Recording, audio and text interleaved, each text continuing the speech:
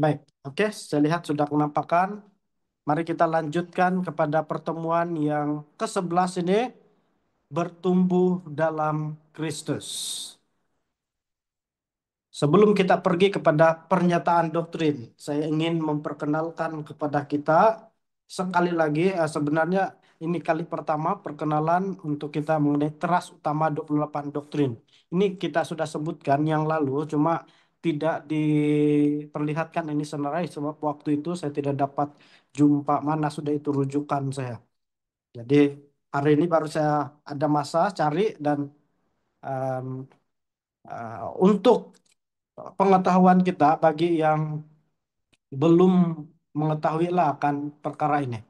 28 doktrin gereja kita dapat kita bahagikan kepada 6 bahagian, yaitu kepercayaan mengenai Tuhan, kepercayaan mengenai manusia, kepercayaan mengenai keselamatan, kepercayaan mengenai gereja, kepercayaan mengenai kehidupan Kristen, dan kepercayaan mengenai akhir zaman.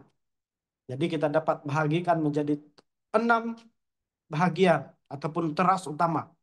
Dan teras yang pertama mengenai kepercayaan mengenai Tuhan bercakap mengenai Alkitab, Trinity ataupun ya Trinity ataupun Tritunggal, Allah Bapa, Allah Anak, Allah Roh Kudus. Jadi 5 bab. Sementara kepercayaan mengenai manusia bercakap mengenai penciptaan, bercakap mengenai pertentangan besar, bercakap mengenai apa lagi itu? Eh, saya tidak ingat. Kehidupan, kematian dan kebangkitan Kristus. Dan kita pada saat ini berada di teras yang ketiga yaitu kepercayaan mengenai keselamatan. Pada pertemuan hari Rabu yang lalu kita bercakap mengenai pengalaman keselamatan dan pada hari ini kita bercakap mengenai bertumbuh dalam Kristus. Dua bab ini bercakap mengenai topik utama ataupun tema utama yaitu mengenai keselamatan. Jadi apa yang kita pelajari di bab yang 10, apa yang menjadi pertanyaan kita di bab yang 10 sebenarnya kita boleh ajukan di bab ini oleh karena dia bercakap mengenai hal yang sama.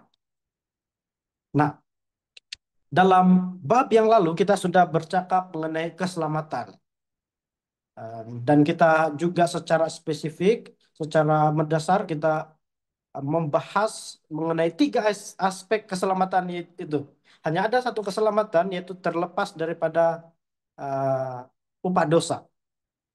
Tetapi untuk memperoleh keselamatan ini, kita telah membahas 3 aspek yaitu selain daripada selepas bertobat, ada yang kita sebut sebagai justification ataupun harus dibenarkan oleh Tuhan, dinyatakan benar oleh Tuhan, dan barulah pergi kepada proses yang kedua yaitu sanctification ataupun penyucian, yaitu berlaku sepanjang hidup kita, dan barulah kepada glorification. Nah, kita lihat dalam bab yang lalu bahwa tidak cukup Yesus mati dan disalibkan. Selain itu tidak cukup kita bertobat saja. Dan selain itu tidak cukup kita percaya saja, beriman saja.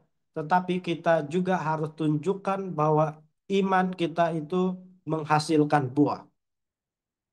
Sebab itu pada hari ini pembahasan kita adalah mengenai bagaimana dan apa fungsi kita, tugas kita dalam em,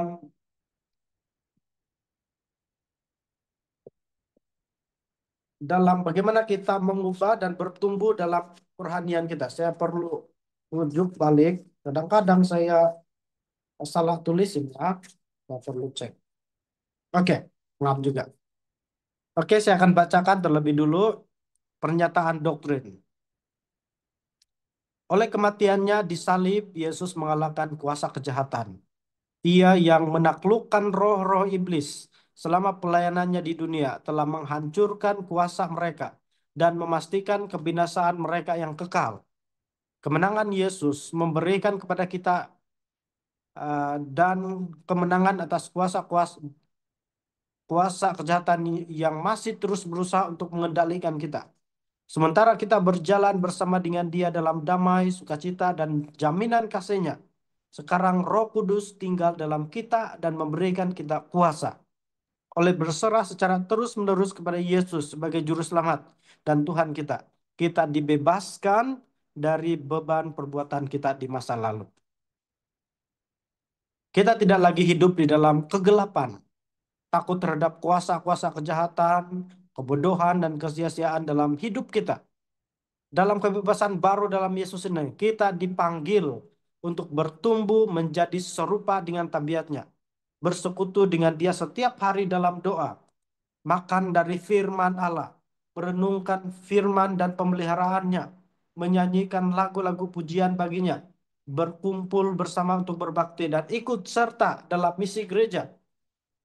Sementara kita merelakan diri kita dalam kasih pelayanan kepada orang-orang di sekitar kita dan bersaksi tentang keselamatan yang daripadanya, maka kehadirannya tetap bersama kita melalui Roh Kudus akan mengubah setiap saat dan setiap tugas menjadi suatu pengalaman rohani. Mari kita lihat kesimpulan ataupun secara ringkas poin-poin daripada pernyataan doktrin ini. Gereja Seventh-day Adventist menyatakan ataupun meyakini bahwa kemenangan Yesus telah memberikan kepada kita kemenangan atas kuasa-kuasa kejahatan yang masih terus berusaha untuk mengendalikan kita. Yang kedua, Gereja Seventh-day Adventist meyakini bahwa dengan berserah secara terus-menerus, bukan pada waktu dibaptis saja, bukan pada waktu mau bertobat saja, tetapi berserah terus-menerus umur hidup kepada Yesus sebagai juru selamat dan Tuhan kita. Kita dapat dibebaskan dari beban perbuatan kita di masa lalu dan tidak lagi hidup di dalam kegelapan, takut terhadap kuasa-kuasa kejahatan, kebodohan, dan kesia-siaan jalan hidup kita dahulu. Jadi em, banyak orang yang meyakini bahwa kita sudah diselamatkan. Pada waktu keselamatan itu sudah kita dapatkan, keselamatan umat manusia itu sudah wujud, sudah ada ketika manusia itu Yesus disalibkan, mati dan dibangkitkan. Namun dikatakan kemenangan ini em, memberikan kita juga pembebasan dari perbuatan kita yang lalu, sehingga kita boleh ataupun tidak lagi hidup di dalam kegelapan. Ada perubahan lah, ada perubahan dalam karakter kita. Yang ketiga, meskipun kita sudah diberikan kebebasan ini, meskipun kita katakan meyakini bahwa melalui kematian dan kebangkitan Yesus, keselamatan itu kita dapat terima. Itu adalah tidak cukup. Bermaksud apa yang sudah direncanakan dari sejak penciptaan, sejak pemberontakan, kejatuhan manusia, sampai berapa ribu tahun dalam keturunan bangsa Israel di Perjanjian Lama dan seterusnya di Perjanjian Baru, Yesus disalibkan dan sampai sekarang ini itu tidak cukup. Ini hanya akan lengkap apabila kita bertumbuh dalam kehidupan rohani kita. Dalam kebebasan baru dalam Yesus ini, kita dipanggil untuk bertumbuh menjadi serupa dengan tabiat Tuhan, bersekutu dengan Dia setiap hari dalam doa, makan dari firman Allah, yaitu merenungkan firman Allah, merenungkan firman dan pemeliharaannya, menyanyikan lagu-lagu pujian baginya, berkumpul bersama untuk berbakti dan ikut serta dalam misi gereja. Jadi gereja kita meyakini bahwa 7 perkara ini dan beberapa perkara yang lain sudah tentu tidak disebutkan di sini. Ini diperlukan meskipun kita sudah menerima penebusan dari dosa oleh Yesus Kristus sendiri. Mari kita pergi kepada bahagian yang pertama, kehidupan bermula dengan kematian. Kalau kita baca Kolose 13 ayat 13, 1 ayat 13 dan 14, sebenarnya ini salah tulis. Saya akan baca, atau ada yang boleh bantu saya baca Kolose 1 ayat 13 dan 14.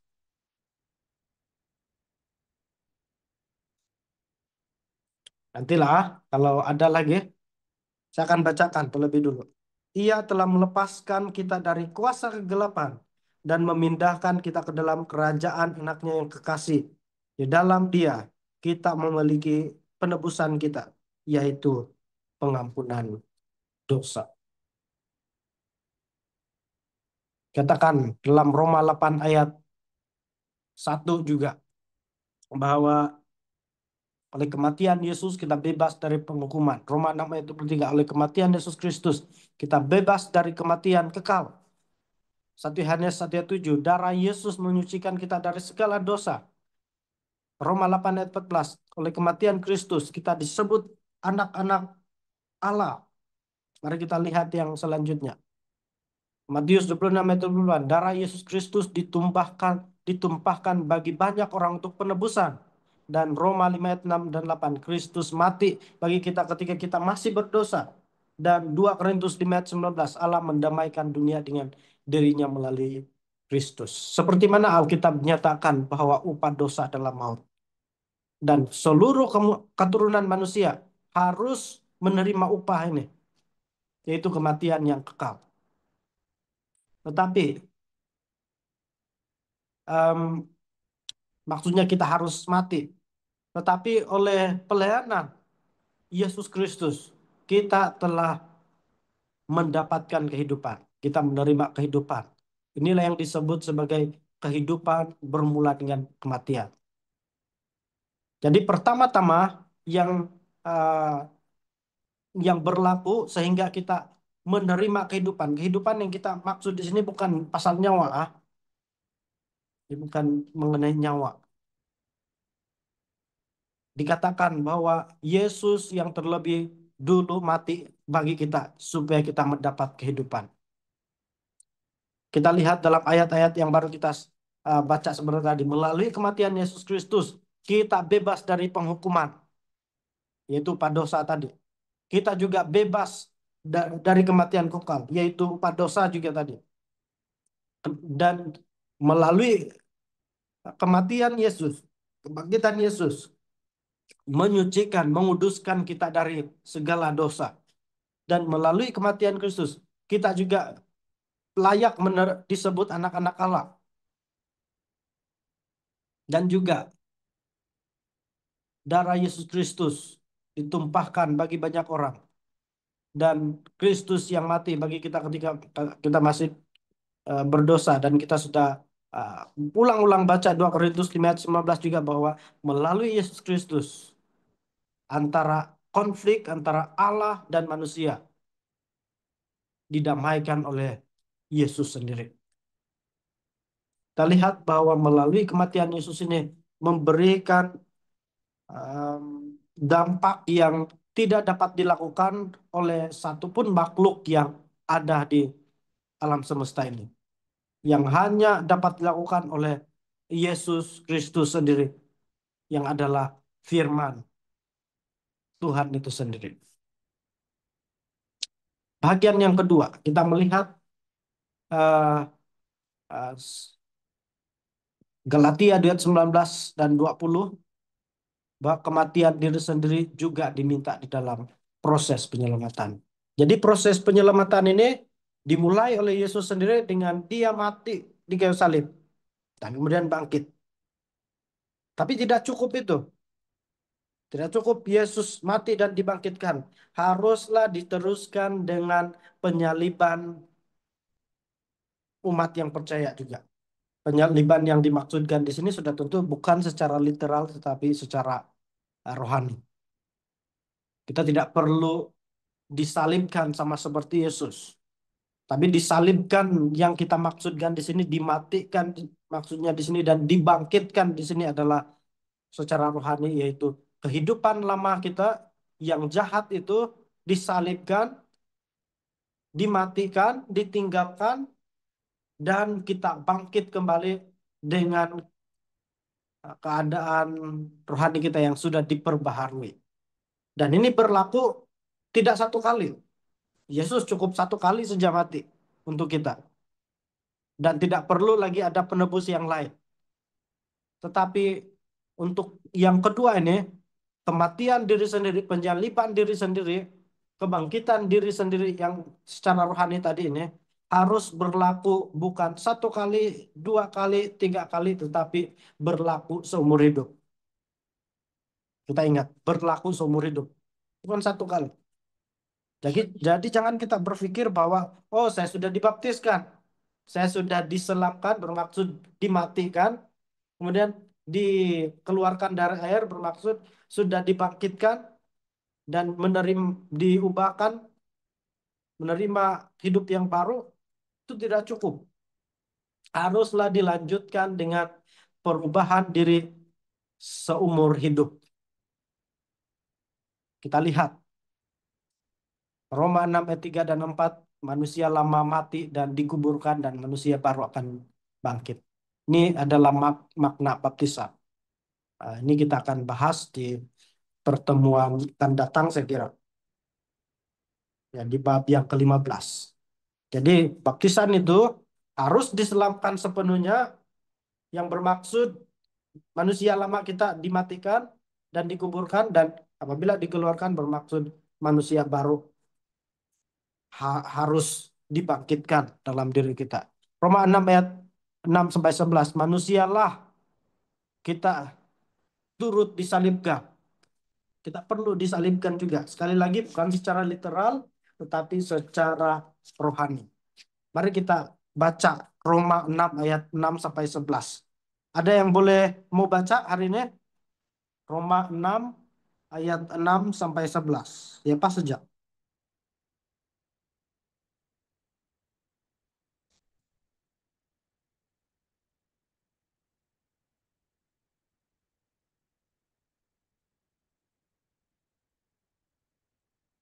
Oke, saya bacakan. Oh, macam Diakon Rom, Gasmin mau Rom, baca. Roma Roma 6 ayat 14 Roma 6 ayat 6 sampai 11. sampai 11. Pak, ayat 6. Ya, Pak. Kejap, ya, Pastor. Oke. Oke. Ah, Roma 6 ayat 6 sampai 14. Yang ke-6, karena kita tahu bahwa manusia lama kita telah turut disalibkan supaya tubuh dosa kita hilang kuasanya, agar jangan kita menghambakan diri lagi kepada dosa. Ayat 7, sebab siapa yang telah mati, ia telah bebas dari dosa.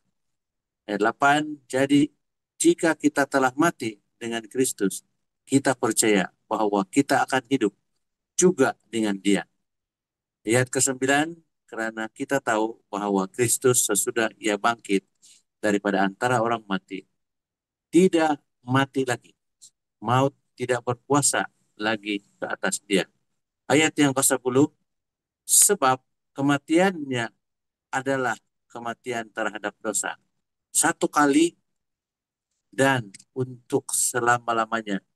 Ayat selama-lamanya dan kehidupannya adalah kehidupan bagi Allah. Ayat ke-11, demikianlah hendaknya kamu memandangnya, bahwa kamu telah mati bagi dosa, tetapi kamu hidup bagi Allah dalam Kristus Yesus. Terima kasih. Jadi kita lihat yang perlu dimatikan, disalibkan di sini adalah kehidupan yang lama, manusia lama. Apa manusia yang lama? Sudah tentu kehidupan yang jahat di dalam diri kita, yang perlu disalibkan, yaitu dimatikan, ditinggalkan, sehingga secara perlahan-lahan yang tinggal di dalam diri kita hanyalah karakter Yesus sendiri. Yohanes 12 ayat 24 kita melihat inti daripada ayat ini bahwa kematian harus terjadi agar muncul buah-buah yang banyak.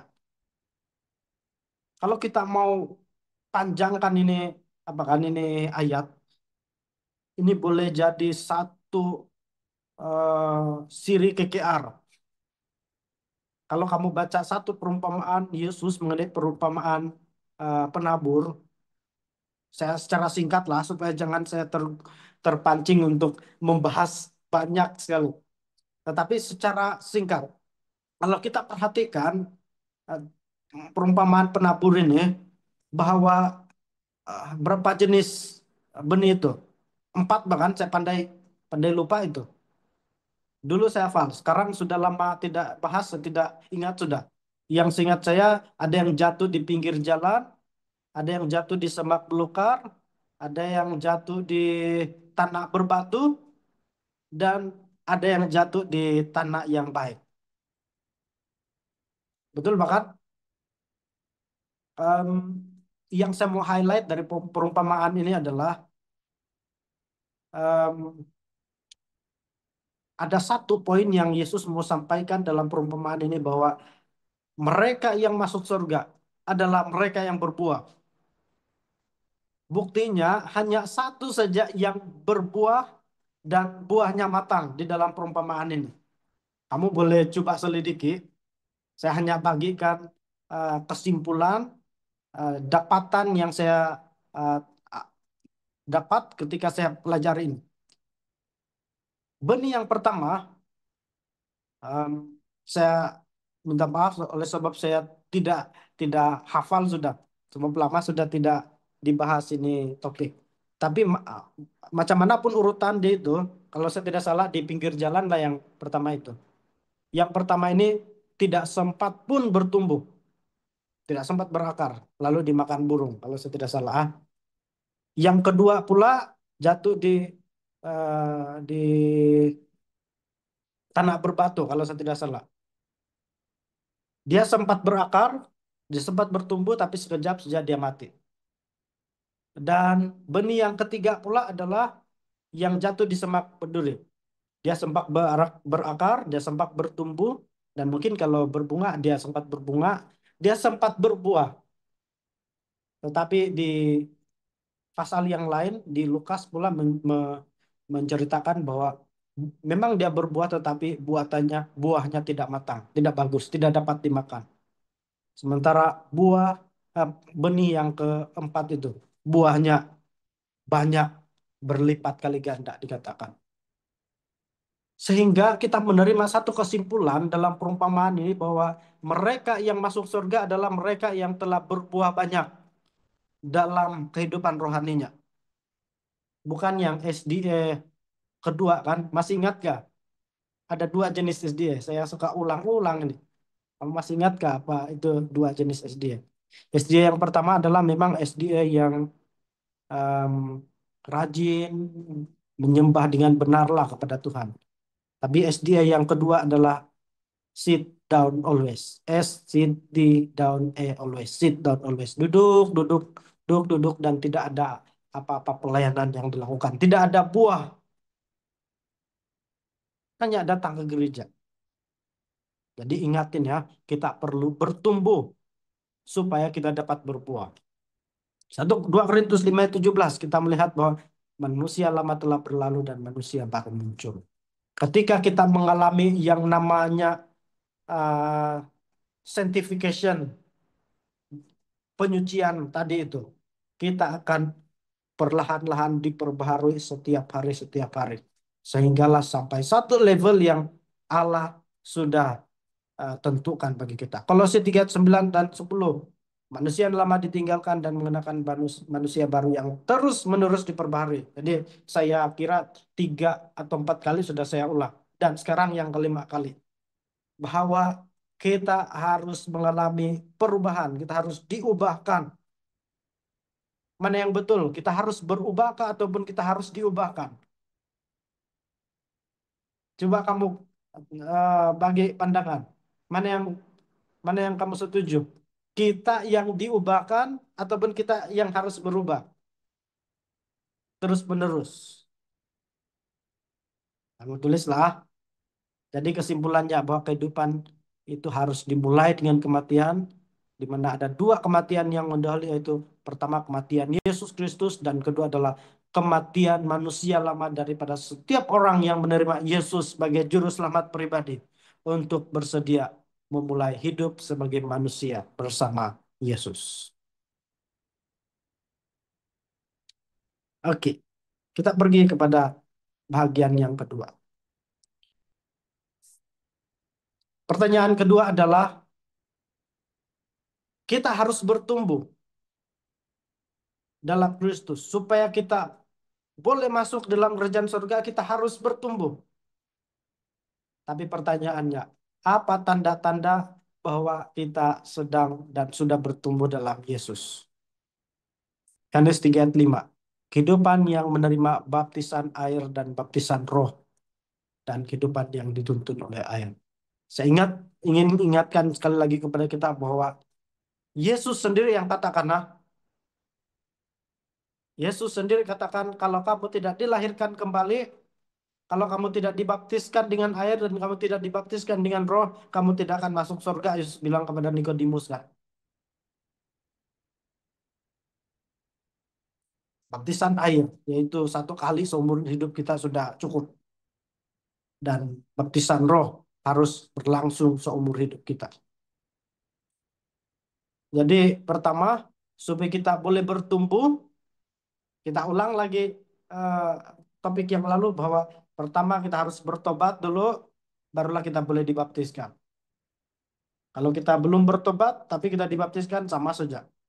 Jadi selepas kita bertobat dan kita menerima baptisan air, barulah kita menerima karunia-karunia rohani, barulah kita mengalami penyucian, barulah kita pembenaran, barulah kita em,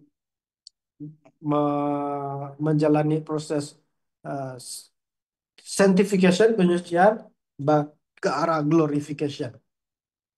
Yohanes 16 ayat 8 sampai 10, roh menginsafkan dunia akan dosa, kebenaran dan penghakiman. Ini kita ulang-ulang sudah bahwa yang membuat kita bertobat adalah Allah sendiri. Roh Kudus sendiri, bukan kita. Sebab kalau kita bergantung kepada usaha kita untuk bertobat, pertobatan kita tidak sejati. Tetapi mereka yang dijamah oleh Roh Kudus, pertobatannya itu akan kekal. Roma 8 ayat 14 kita melihat Roh Kudus menjadikan kita anak-anak Allah. 2 Korintus, Roh merubah kita menjadi serupa dengan gambar Allah. Galatia 5:22 sampai 23, ini adalah buah-buah roh. Akan menghidupkan buah-buah roh dalam kehidupan yang baru. Jadi merubah kita menjadi serupa dengan gambar Allah yang dimana asal kita diciptakan. Bermaksud em, secara perlahan-lahan Roh Kudus yang menginsafkan kita, membuat kita bertobat ini, membawa kita layak mendapatkan, menuntut hubungan dengan Tuhan sebagai anak Allah. Sehingga secara perlahan-lahan karakter kita dikuduskan, dikuduskan, disucikan, disucikan, dimurnikan, dimurnikan. Sehingga kita menjadi satu titik semakin serupa dengan karakter Allah. Dan apabila karakter kita serupa dengan gambar Allah, karakter Allah, buah-buah roh yang disebutkan dalam Galatia 5 ayat 22 sampai 23 akan menjadi bahagian kita. Saya mau tanya, coba kita tanya diri kita sendiri sekarang. Apakah kita sudah bertumbuh dalam Kristus? Apakah kita sudah bertumbuh dalam kerohanian kita? Mari kita buka Galatia 5 ayat 22.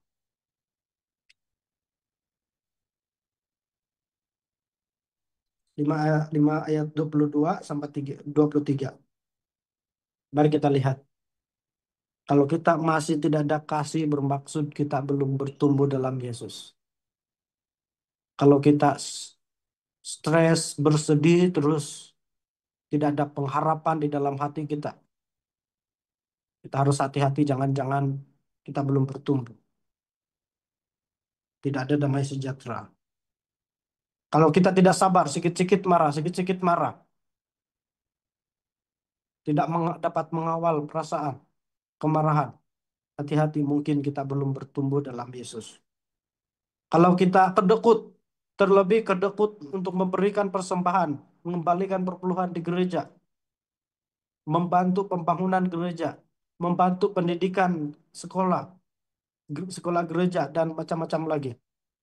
Hati-hati, mungkin kita belum lagi menerima Roh Kudus dalam diri kita. Kebaikan, kesetiaan, hati-hati yang tidak setia. Ini jadi isu sampai sekarang lah kan.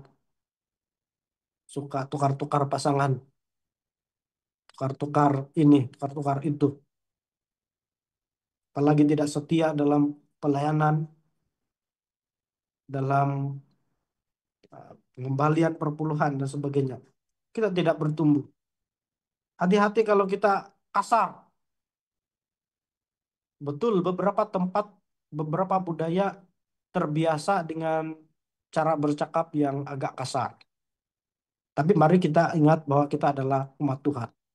Ada perkara-perkara yang kita budayakan, kita biasakan, tetapi bertentangan dengan prinsip Alkitab itu harus kita usahakan untuk ubah.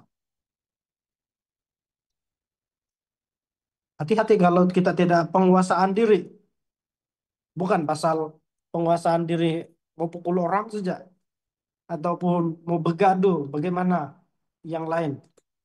Tapi pasal makan pun, kalau kita tidak dapat kuasai diri kita, bermaksud kita mungkin ada tanda-tanda belum bertumbuh dalam Yesus. Belum mengalami penyucian tadi itu.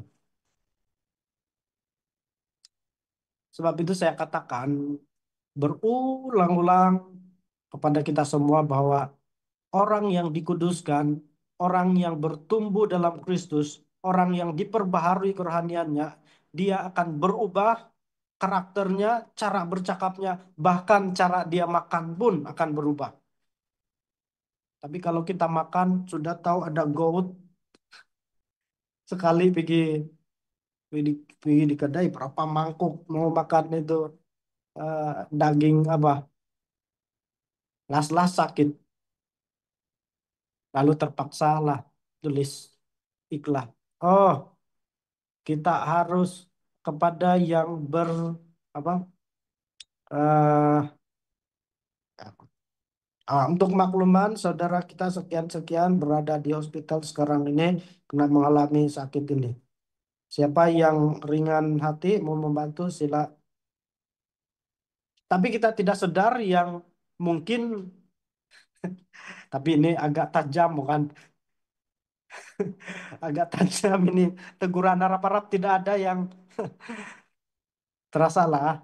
Tapi apapun Paulus katakan bagus juga terasa kalau memang itu belum sudah banyak kali kasih ingat tapi tidak lakukan.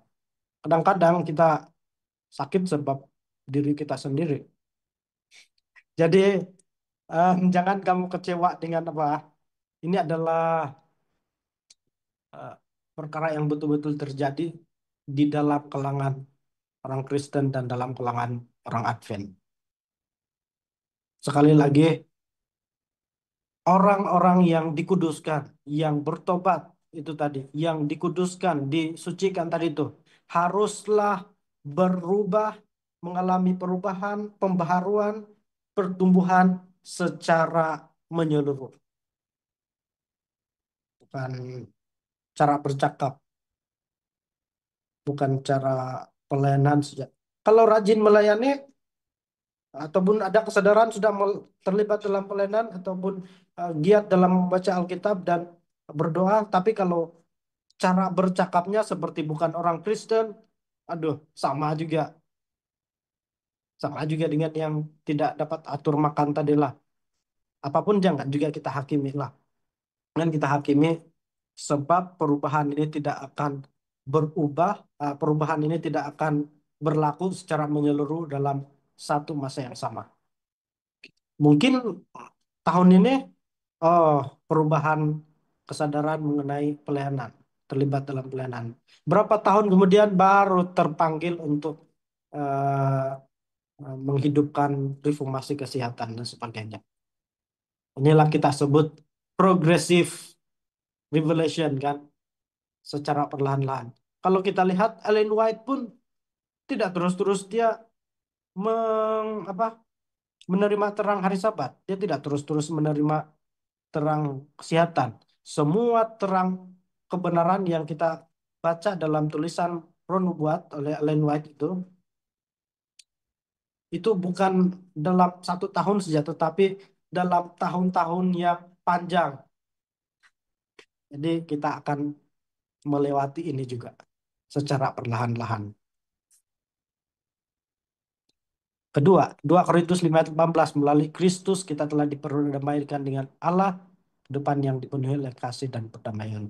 Jadi selain daripada memiliki buah-buah roh, seorang yang bertumbuh dalam Kristus, dia juga akan dipenuhi dengan kasih dan perdamaian. Kita lihat dalam ayat-ayat ini, dosa telah memisahkan kita dari Allah, jadi satu dengan semua umat tebusan, dan mengasihi Allah dan mengasihi sesama manusia dengan segenap hati, jiwa, dan akal budi. Secara singkat, yang saya boleh sampaikan adalah seperti mana Kristus sudah memperdamaikan kita dengan Allah, kita harus juga hidup dengan kasih dan perdamaian dengan semua orang. Jangan sedikit-sedikit kita bergaduh, jangan jangan sedikit-sedikit kita tidak mau berdamai. Macam mana lah kita di surga ini kan, kalau saya sama Diakon Gasmin begaduh sejak macam tidak siok pula di surga kalau kita begaduh, Diakon. Kalau di kalau di bumi ini asal nampak sih anu macam kejijikan sudah nampak itu muka. Mau dengar nama dia pun tidak mau sudah. Sekali sampai surga, ya tidak enjoy ya saya di surga. Kalau ada sifat saya begitu. Saya nampak si anu di sana, aduh, malah saya jumpa dia. Macam mana? Kan jadi sebagai umat Tuhan, ini adalah perkara yang harus terjadi dalam kehidupan kita, yaitu karakter yang suka berdamai dengan orang lain. Jangan kita terlalu sibuk cari kesalahan orang lain. Nah. Ini satu teguran lah untuk kita semua. Sekarang ini masih hangatlah. Saya tidak sebut satu isu lah, tapi sejak kebelakangan ini, kita sebagai orang Kristen, saya tidak sebut yang agama lain, telah dinormalisasikan mempelajari kesalahan orang lain. Kalau kalau tengok di Facebook, kita lihatlah, oh ada satu orang begini, viral. Kemudian banyaklah yang akan coba cari tahu siapa ini, siapa itu. Wah, kalaulah setiap orang itu kehidupan dia dituliskan dalam satu buku, lalu disimpan di tempat yang rahasia, saya percaya itu buku akan kena curi dan akan dipaparkan kepada semua orang. Jadi saya ingatkan kepada kita, kita ini orang Kristen. Jangan kita terlalu banyak masa untuk, bahkan jangan kita ada masa untuk mempelajari kesalahan orang lain. Dan kita lupa yang kita pun ada dosa yang lalu. Dan mungkin dosa tersembunyi sekarang yang belum, bezanya belum kedapatan. Cuma budaya yang dinormalisasikan, dibiasakan sekarang ini adalah bila ada satu orang viral dengan dia punya kesalahan, saya tidak membenarkan dia punya kesalahan. Nah, saya hanya membangkitkan isu uh, karakter kita yang suka cari kesalahan orang lain. Bila ada yang viral, oke dicarilah semua itu. Tidak tahu apa perasaan kita kalau kena kasih papar kita punya kesalahan yang lalu, kesalahan yang sekarang. Mungkin dulu apa nekosumpak yang paling bikin malu, atau apa sajalah kena kasih viral. Saya percaya kita pun jadi malu, suka cari kesalahan. Dan selain daripada itu, jangan kita, sejak ada media sosial kan, kita mendapati bahwa orang-orang ini bertambah sensitif. Karena cakap sikit, ah sakit sudah hati dan benci sudah orang lain. Ada karakter orang yang betul lah, manusia ini ada karakter sendiri kan, masing-masing kehidupan lah. Tetapi ada satu karakter orang yang dia bilang, kalau saya satu kali saja dikhianati, saya tidak akan percaya lagi dia seumur hidup. Dia bilang, ini ada baiknya lah di sisi yang lain. Tapi dari sisi yang lain kita lihat macam ada sesuatu yang salah dengan ini.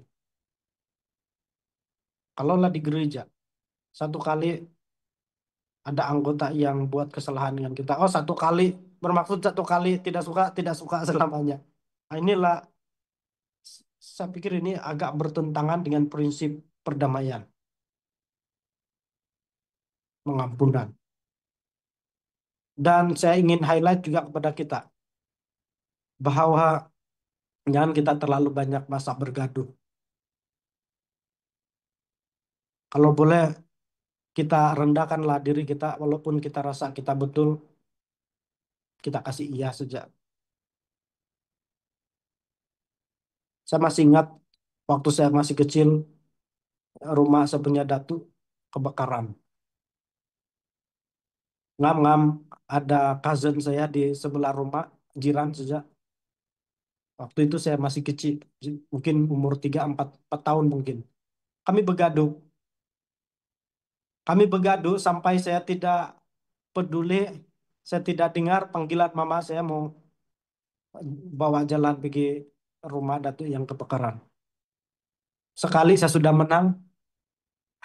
menang begaduh, saya tengok sunyi sudah, tidak sudah orang di rumah. Nangis, jalan kaki berapa kilometer dari rumah pergi rumah datuk. Jangan sampai kita terlalu banyak masa bergaduh sampai kita terlepas yang Yesus sudah datang.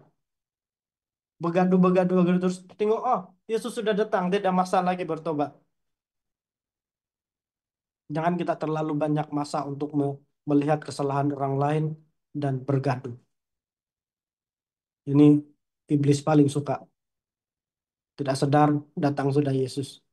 Tidak masa. Banyak masa mempelajari orang lain, banyak masa bergaduh, banyak masa membenarkan diri sendiri, tapi tidak ada masa untuk bersedia kedatangan Yesus.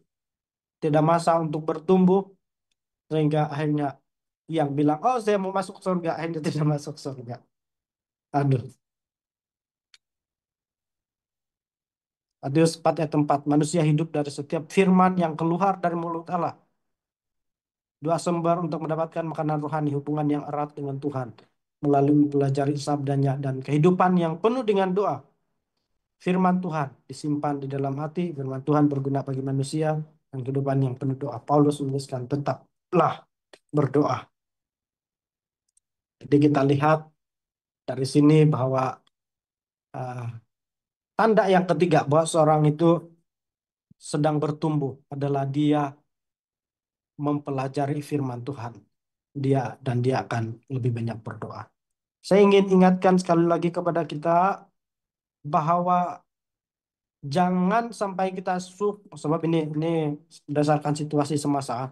Jangan kita lebih banyak masa 24 jam dalam satu minggu untuk mencari kesalahan orang lain, membenarkan diri sendiri, tetapi kita langsung tidak ada masa untuk mempelajari firman Tuhan. Berdoa. Saya suka highlight, tapi janganlah sekarang kan nanti di bagian refleksi lah. Jadi baca itu Alkitab dan ambillah masa untuk berdoa. Jangan sampai kita punya pertumbuhan rohani di situ-situ saja sampai Yesus datang. Kalau kita buat graf, setiap orang itu grafnya itu harus turun naik, turun naik, turun naik. Saya tidak dapat tulis lah di sini ya. Boleh kasih upah di sini. Saya coba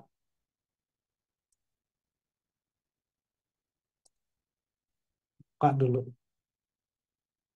Oh, tapi tidak menampakkan pula kan. Oke, tidak apa. Jadi ada graf mungkin turun naik, turun naik, turun naik, turun naik, turun naik. Itu adalah normal keadaan kerohanian kita. Tetapi yang tidak normal itu adalah dia naik, turun, naik, turun, dan dia tidak pernah naik-naik lagi.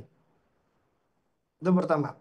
Yang kedua pula adalah dia naik, turun, naik, tapi sampai satu titik lurus sudah mendatar. Tuh, itu juga tidak normal. Bermaksud kita harus bertumbuh dalam kehidupan kita. tidak cukup gitu-gitu saja. Saya mau tanya kepada kita, macam mana cara kita belajar Alkitab? Kalau baca Alkitab, maksudnya kalau belajar Alkitab, macam mana cara kita berdoa? Kalau kita berdoa, kadang-kadang baca Alkitab dan mempelajari Alkitab dan berdoa ini membosankan.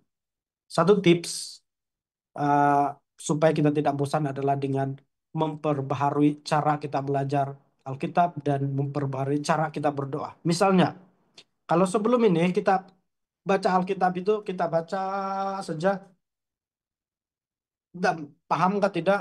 Oke, yang penting sudah baca. Coba kali ini baca saja satu ayat atau satu pasal, lalu cari tahu eh, apa yang terjadi di dalam pasal ini dan apa pelajarannya. Oh, mungkin kamu bilang, oh saya gitulah cara saya belajar Alkitab sebelum ini. Dan kalau memang begitu, coba buat cara yang baru. Caranya bagaimana? Oke, coba kali ini cara belajarnya adalah bukan setakat baca, tetapi cari siapa karakter di sana. Coba cari tahu apa latar sejarah waktu itu,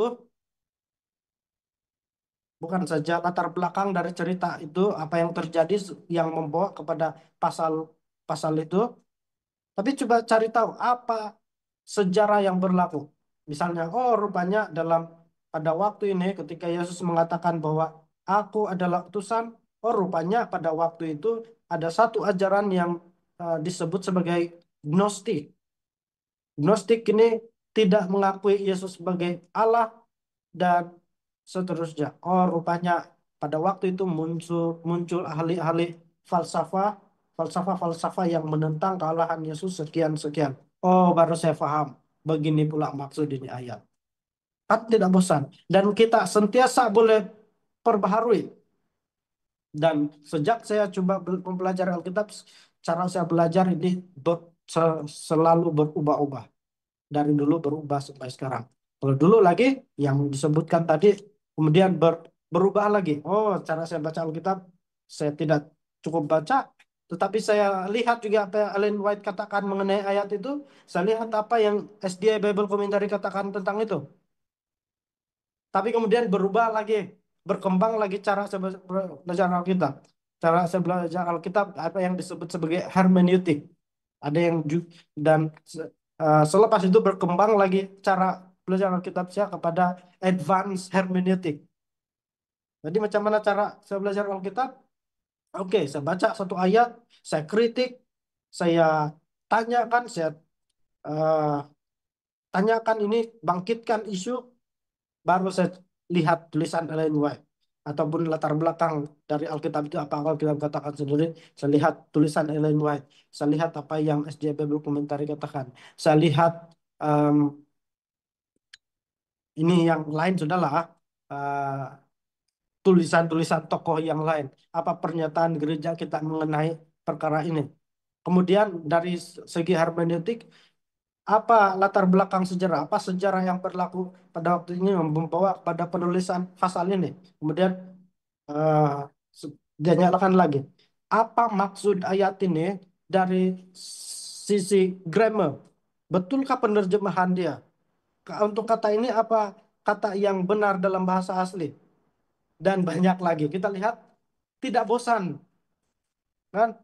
Berubah, tetapi masih tepat itu cara belajar. Jangan pula kita eh, ya, mungkin itu betul juga lah. Cara kalau selama ini cara kita belajar Alkitab tinggu YouTube, sejak tinggu Google, sejak kita tidak mau persalahkan juga lah kan, sama ada betul atau salah itu sumber. Sekurang-kurangnya kita ada usaha. Tapi coba kalau sekarang ini kita ubah cara belajar Alkitab, tidak lagi berdasarkan YouTube, tidak berdasarkan Google, tapi berdasarkan sumber yang benar, yang diiktiraf oleh gereja kita saja. Kita lihat, aduh banyak saya bercakap mengenai ini kan. Selain itu, berdoa. Kalau selama ini cara berdoa kita membosankan, coba kali ini dengan membuat satu jadwal, ah, hari Isnin si Anu yang mau didoakan hari Selasa, si Anu, ataupun dalam keluarga buat jadwal. Hari Isnin, istri yang didoakan hari Selasa, suami yang didoakan hari Rabu, anak ini yang didoakan, cucu ini yang didoakan. Tidak, tidak apa kan, tidak membosankan. Bervariasi, tapi masih tidak bertentangan. Jadi kita lihat, em,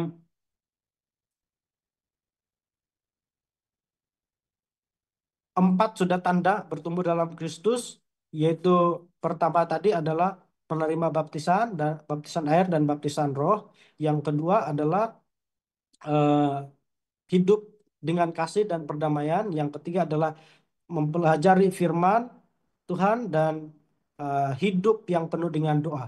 Sementara tanda yang kelima menghasilkan buah-buah sesuai pertobatan. Saya tidak mau bahas lagi yang ini sebab kita sudah sebut tadi itu Galatia 5 ayat 22 ya, menghasilkan buah.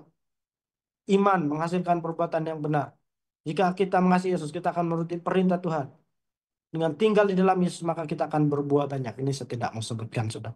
Yang keenam, kehidupan yang bertumbuh adalah kehidupan yang mengalami peperangan rohani. Jadi hati-hati kalau kehidupan kita tidak pernah ada masalah. Kehidupan kita, hati-hati kalau kehidupan kita tidak pernah terguncang. Kenapa? Karena mungkin karena memang kita belum bertumbuh. Yohanes 20, 21, Yesus mengutus kita untuk mengabarkan Injil keselamatan bagi banyak orang. Tanda-tanda kita bertumbuh dalam Yesus adalah kita mengabarkan Injil. Melakukan pelayanan. Jangan kita duduk-duduk saja di gereja, tapi langsung tidak terlibat dalam pelayanan. Dan jangan juga pelayanan itu saja. Pelayanan kita baca sekolah Sabat saja, baca cerita mission, ya itu saja seumur hidup. Itu pun bermasalah juga itu. Harus berubah, berkembang, bukan satu sejak pelayanan. Yang ke-8, hidup yang bertumbuh dalam peribadatan, bersaksi dan harapan. Hidup yang bertumbuh adalah hidup yang beribadah kepada Tuhan, roh, jiwa, dan tubuh sempurna dengan tak bercacat pada kedatangan Yesus. Jadi harus bersaksi. Hati-hati kita kalau kita langsung tidak ada pengalaman bersama dengan Tuhan. Tidak berkembang, kita punya pengharapan. Hati-hati kalau kita katakan, oh bagus saya kebaktian di rumah sejak sendiri. Tidak payah di gereja malas ya nampak si Anu begini dan sebagainya. Saya ingatkan kepada kita bahwa persekutuan bersama dengan umat Tuhan di gereja adalah penting.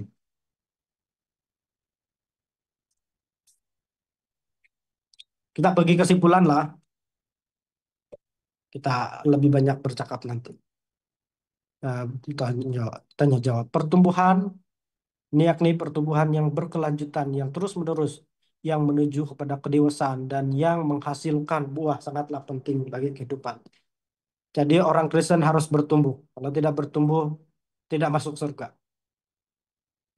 Tanpa pertumbuhan, kelahiran tidak akan memiliki makna atau maksud atau masa depan. Untuk pertumbuhan yang baik memerlukan makanan yang tepat, lingkungan yang baik, pemeliharaan, olahraga, latihan, pendidikan, dan lain-lain. Jadi, mari kita ingat, kita harus bertumbuh. Dan untuk bertumbuh, kita tidak dapat serahkan kepada Roh Kudus begitu saja, walaupun kuasa bertumbuh ini adalah atas kuasa Roh Kudus. Tapi ada bahagian kita yang harus kita lakukan.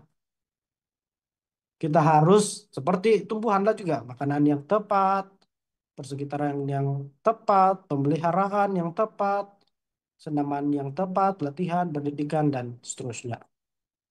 Kita sudah sebutlah tadi itu. Berapa banyak sudah disebutkan. Hidup yang bertumbuh terdiri daripada kehidupan yang dipenuhi roh, kehidupan yang penuh kasih dan persatuan, kehidupan yang mau mempelajari firman Tuhan, kehidupan yang penuh doa, kehidupan yang menghasilkan buah-buah kehidupan, yang mengalami peperangan rohani dan menang, dan kehidupan yang disertai ibadah bersaksi dan berpengharapan. Saya highlight balik kehidupan yang mengalami peperangan rohani dan menang. Jadi harus kita mengalami pertentangan dalam kehidupan kita, peperangan rohani. Tapi tidak cukup itu, harus menang. Kalau mengalami peperangan, semua orang mengalami peperangan rohani, tapi tidak menang, itu sama juga case dia.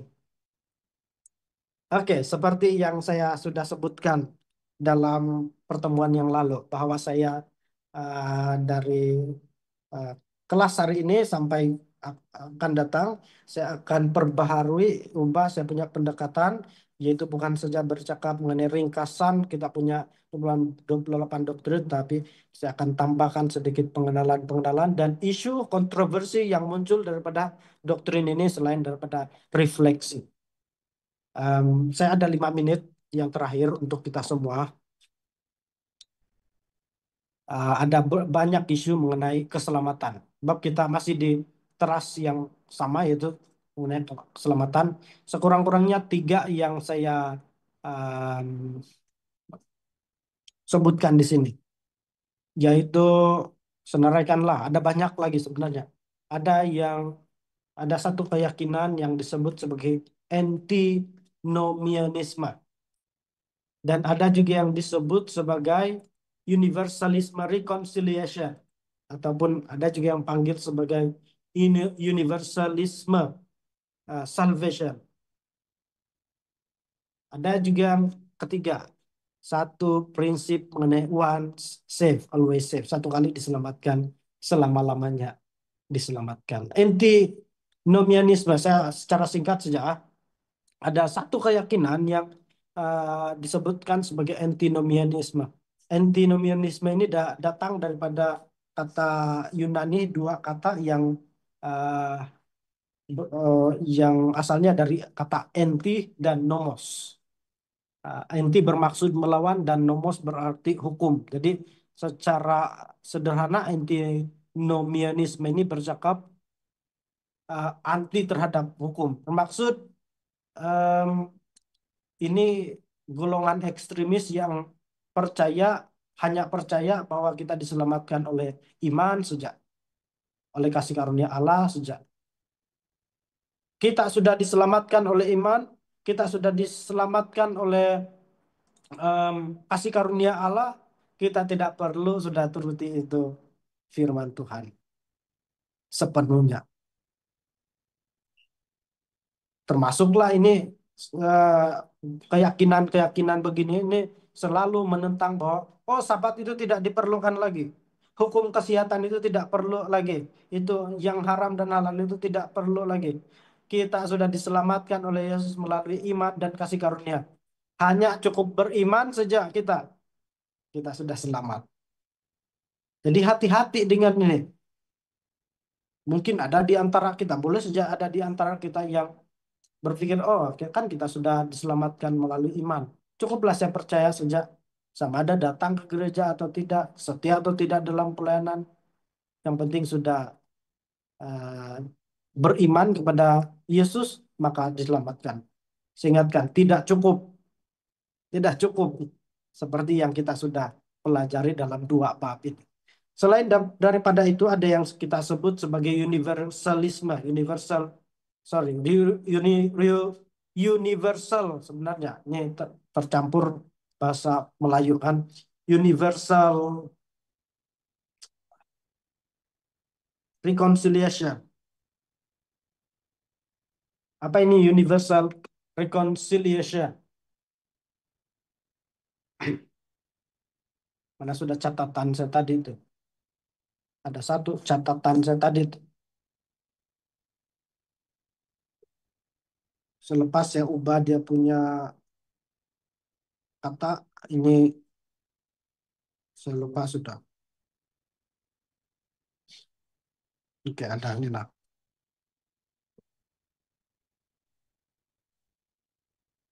Ya, jadi ada satu yang disebut sebagai universalisme reconciliation ataupun universalisme salvation yang percaya meyakini bahwa tidak perlu bertobat, eh, penyerahan diri dan bertumbuh. Yang penting percaya sih hampir sama lah dengan yang antinomia apa antinomianisme tadi itu. Ya.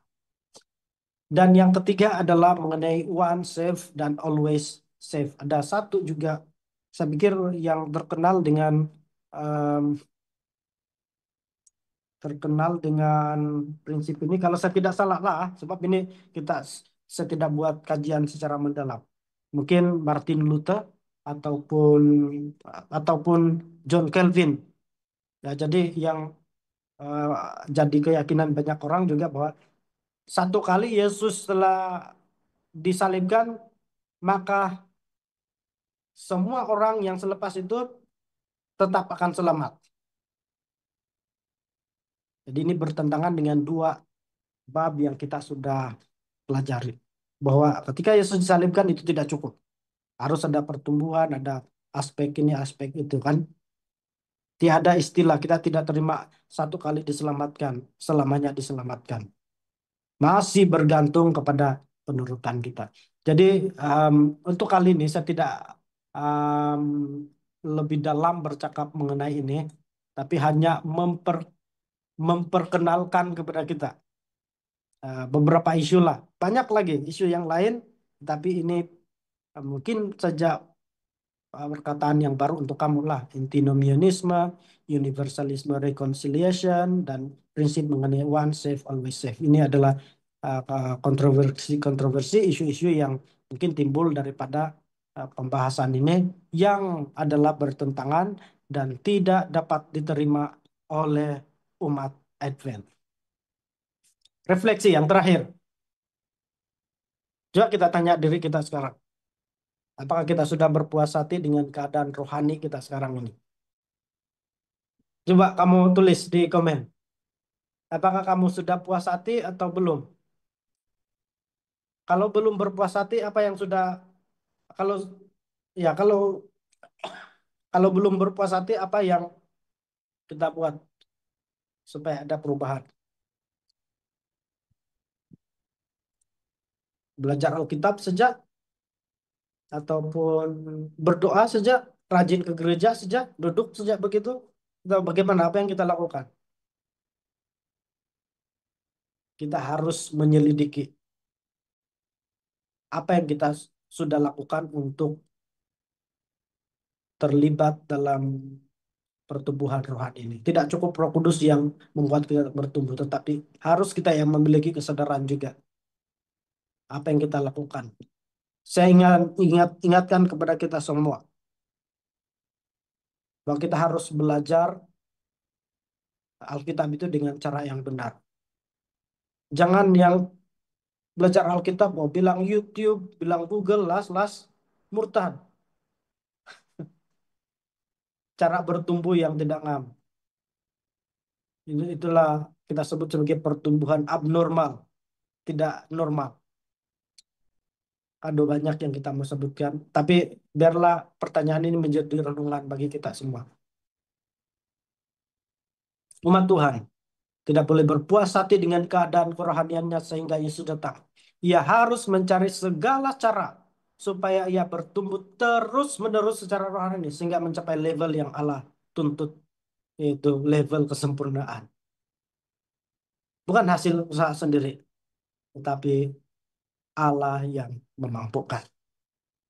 Saya serahkan kepada um, host untuk eh, yang seterusnya.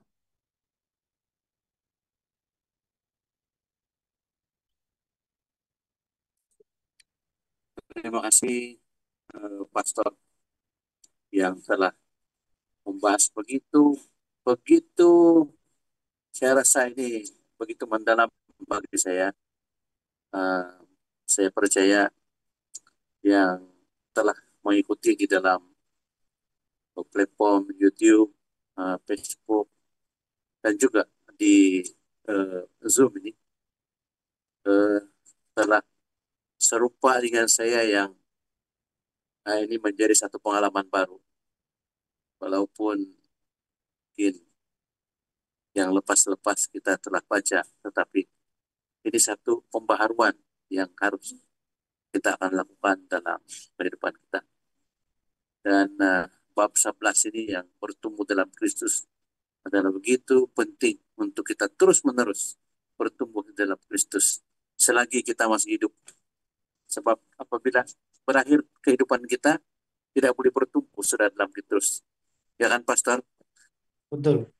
Oke, eh, terima kasih kepada kita semua, semua pendengar, penonton dalam eh, saluran mana saja kita ikuti. Dan em, eh, harap kita harap pada akan datang pada Rabu malam kita akan bersama lagi di dalam eh, mempelajari 28 doktrin Seventh Adventist ini dan supaya kita dapat mengetahui lebih lanjut lagi sambungan-sambungan daripada pelajaran bab 11 ini yang bertumbuh dalam Kristus dan akan datang saya tidak akan sebut apa bab 12 itu tetapi biarlah pada masa itu kita akan bersama-sama dengar, um, melihat dan mendengar apa bab 12 itu katakan kepada kita. Oke, mari sama-sama terus bertumbuh dalam Kristus sehingga um, sehingga ke satu level yang Tuhan um, sempurnakan kita. Oke, untuk malam ini um, sebelum kita berpisah ada baiknya kita jemput sekali lagi Pastor untuk berdoa. Uh, Berdoalah malam ini. Mungkin tidak sudah pertanyaan, no, kan? Habis saya lihat di Ya, sini tidak ada. Kita coba jawab dan nanti juga di yang pertanyaan di apa nanti itu di Google Form next next pertemuan lah. Jadi ya Pastor. yang belum serahkan isi itu apa Google Form bolehlah diisi dan tuliskan itu pertanyaan-pertanyaan supaya kita lebih berinteraksi bahkan supaya jangan saya yang bercakap saja atau ada input yang lebih baik daripada yang sudah hadir. Saya lihat di Facebook sampai sekarang tidak ada. Tapi kalau ada selepas ini nanti kita coba bawa di pertemuan akan datang. Di YouTube Ya, juga. terima kasih Pastor. Oke. Jadi kalau tidak ada, mari kita teruskan dengan berdoa. Mari kita berdoa. Tuhan di sorga, pada saat ini kami sudah selesai pertemuan malam ini. Kami berdoa kiranya Roh Tuhan menyertai kami sehingga em, kami memiliki istirahat yang cukup pada malam hari ini. Besok kami boleh menikmati hari Sabat Tuhan di gereja mana saja kami pergi. Terlebih ya Tuhan, kami mohon keampunan dari dosa dan kesalahan kami. Kalau ada di antara kami yang memiliki karakter yang keras hati, Tuhanlah yang melembutkan. Supaya jangan sampai kami memiliki nasib yang sama seperti Firaun. Terima kasih Tuhan, sebab hanya karena kuasa Roh Kudus kami rindu untuk bertobat. Dan hanya karena kasih karunia Yesus Kristus kami dapat layak untuk menerima anugerah keselamatan itu. Biarlah kami semua setelah mendengarkan, mengikuti pelajaran bukan saja pada hari ini tapi sepanjang pertemuan 28 doktrin ini, kami akan dikuatkan dan terus bertumbuh dalam iman dan pengharapan kami akan kedatangan Yesus yang kedua kali. Kami sudah berdoa dalam nama Yesus. Amin. Amin. Ya, oke. Terima kasih Pastor dan terima kasih kepada semua yang eh, bersama kita dalam ketiga-tiga platform. Dan mari kita sediakan diri kita untuk kebaktian pagi setiap pagi pada esok pagi Betul. di mana kita berada. Dan selamat hari Sabat semua dan selamat malam.